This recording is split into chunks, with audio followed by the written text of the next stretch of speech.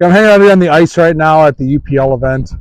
Word of warning, my good friend, well, there's multiple Thanes, but the one and only Thane that you all know is right here. So if any shenanigans happen, I apologize in advance, or you're welcome. I don't know. So we're already on the ice chasing down a bunch of fish for the UPL. I'm excited to see what the teams bring in. We talked about everything from 10 pounds to 12 pounds. I don't know. We'll see. We'll see what happens. So this last week, been up and down again. It's been kind of the story of what we've seen literally this entire winter. We've had days where it's below zero. We've had days where it's warm. We've had days where it's windy. We've had days where there's no wind. These fish are just trying to figure it out, and we're trying to figure it out with them. So the biggest thing that I've seen recently, especially this week, is that you want to find structure. You want to find something that holds these fish, especially if you have to deal with the colder conditions. I'm not going to go chase these fish over a basin if it's 2 below zero and blowing 15 miles an hour. I don't think you need to do it, and I also think you don't want to do it. So we've been targeting a lot of fish in the weeds, shallow weeds, and a lot of people think once you get into February that these fish are not going to be in the weeds. We've talked about this for weeks. They live in the weeds. They don't have to go anywhere else. This is where they are. A lot of anglers drive over some of the best spots constantly. Drive over the best spots to get out to the basin, to where all the ice castles are, to the community holes. And there's some fish out there, don't get me wrong, but those are window fish. Those fish are going to bite during specific times of the day. They're more nomadic. They're more like zombies. They just kind of roam out there, where when you get into the shallow weeds, you're catching fish consistently and constantly throughout the day.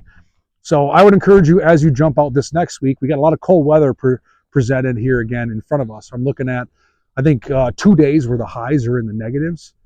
We're seeing some days where we got more wind. I think I saw some more snow come through. Here down on Lake Tatanka, we only got about 1 inch or 2 of snow. Up in the North Metro, we got like 6, 7, 8 inches of snow. So things varied a bit depending on where you are. So that's going to give us some insulation, a little bit of buffer, a little bit of lack of light penetration could certainly change some things. And we'll find out this weekend what's going on. I'm going to go west a bit, chase some catfish. I got some catfish trips coming up, so I'm going to go play around out there.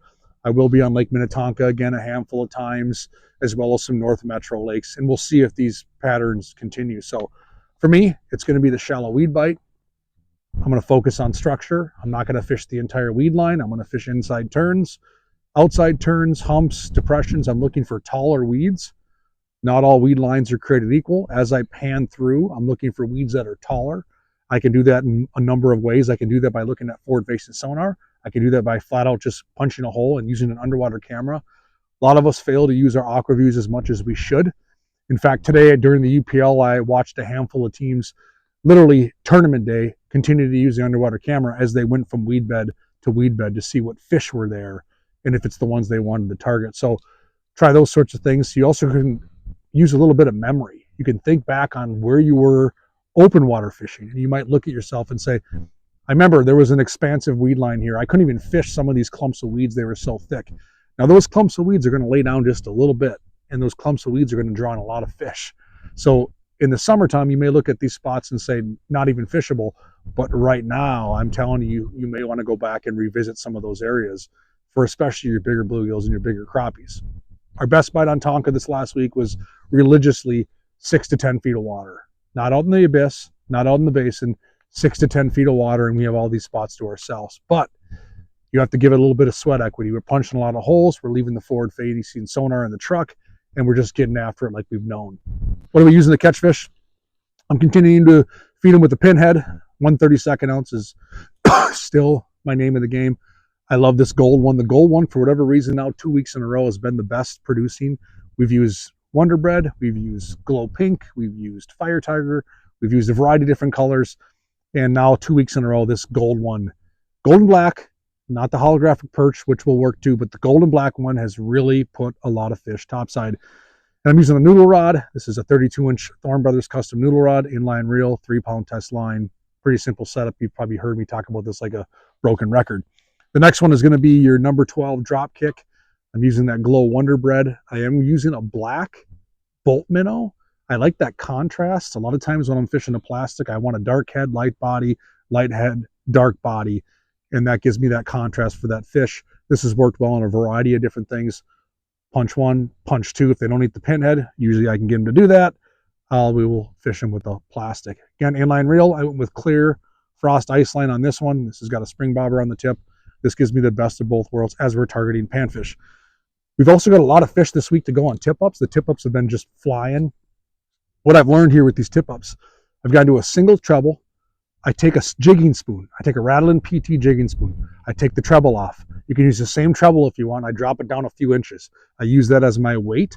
The rattle also gives a little bit of noise, and I'm putting a small sucker minnow on that treble hook. And that has caught us everything from bass to walleyes to pike this last week. So we're downsizing our offering. We're fishing a smaller to medium-sized sucker. I'm using a jigging spoon as a lead weight to a dropper, bead, treble hook, it's getting bit.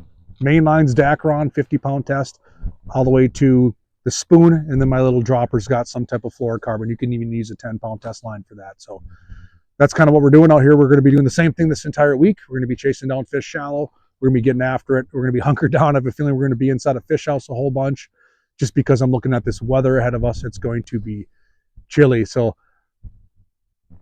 are you like teeing up or what? Thinking about it. I'm going to sign off before I get lit up by Thane.